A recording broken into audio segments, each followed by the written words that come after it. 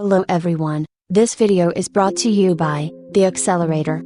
Today, we are going to start a new series, that is Physics Q&A. Before starting, I would like to suggest, if you had not watched our video on space-time, then you can get access to the playlist in our channel. The link of which is given in the description box. So, this will be the first ever video of the series, that is Q&A series 01. Let me explain you first that what type of Q&A will be discussed in this series. So, we are going to explain some of the queries which are not taught in your school, or maybe you may questioned it before, and everyone just ignored you. Let's get started. Our first query is, why does a moving charge produces magnetic field, and why not a stationary one?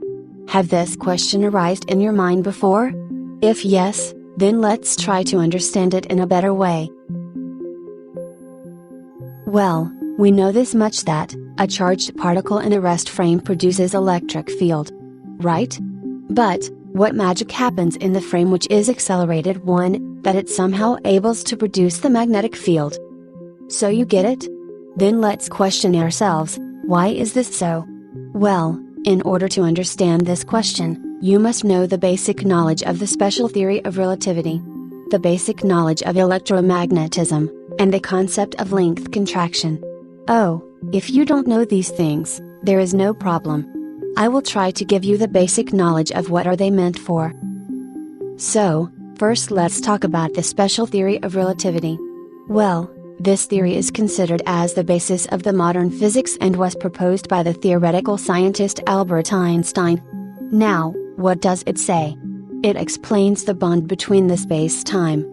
Or, in a simplest way it says that, the time for any object which is traveling faster in space, is relatively moves slower than the same object when kept at rest. Well, if you want to understand it in detail, just let us know in the comments section below.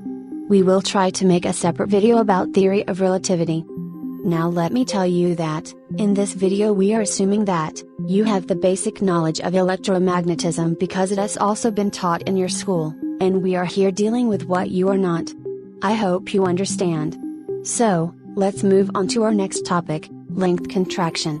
So it is the phenomenon which explains why a moving object's length is measured to be shorter than its original length. It is also known as the Lorentz contraction, and it arises from the concept of relativity. Or you may say, it is the subpart of the relativity. Length contraction is observed only in the direction in which the body is traveling, and for standard objects, or you may say, for macroscopic objects, this effect is negligible at everyday speeds, and can be ignored for all regular processes. Then you may ask, why is then it's important? Well, the answer is, it is because it does have a significant effect when we are dealing with microscopic objects, like electrons and protons, and it also becomes significant when the object's speed approaches the speed of light relative to observer. Well, you may not get it at this point, so stay tuned in the video for the visual explanation. I hope you will understand it better in that way. Now, I hope you have a basic knowledge of what we are heading to discuss. Now come back to our question, that is, why does only the moving charge produces magnetic field? So here's an explanation to the problem.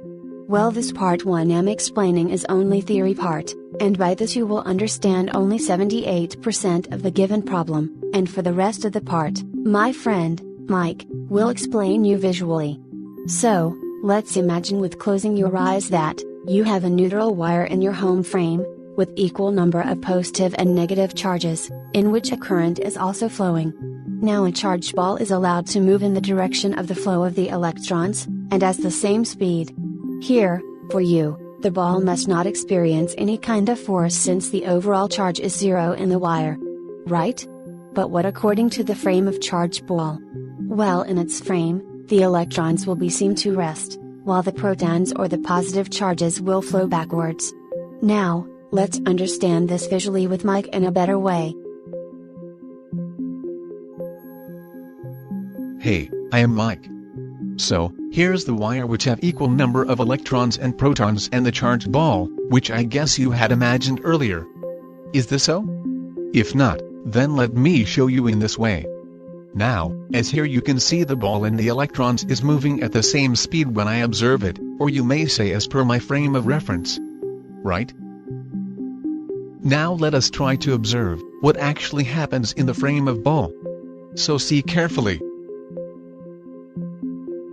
Oh! Have you seen that?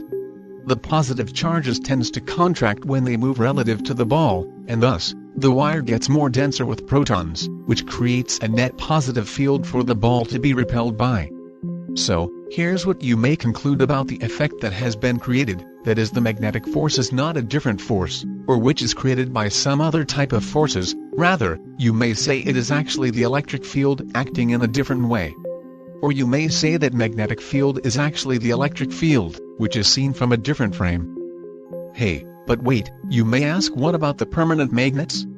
If this is so, then how does the permanent magnets produces magnetic fields?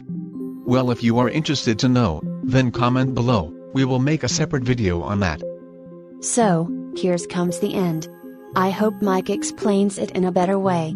If you are interested in such videos, then stay tuned with our channel, there are some new things to learn. This was presented by The Accelerator, and you were watching Physics QnA 01.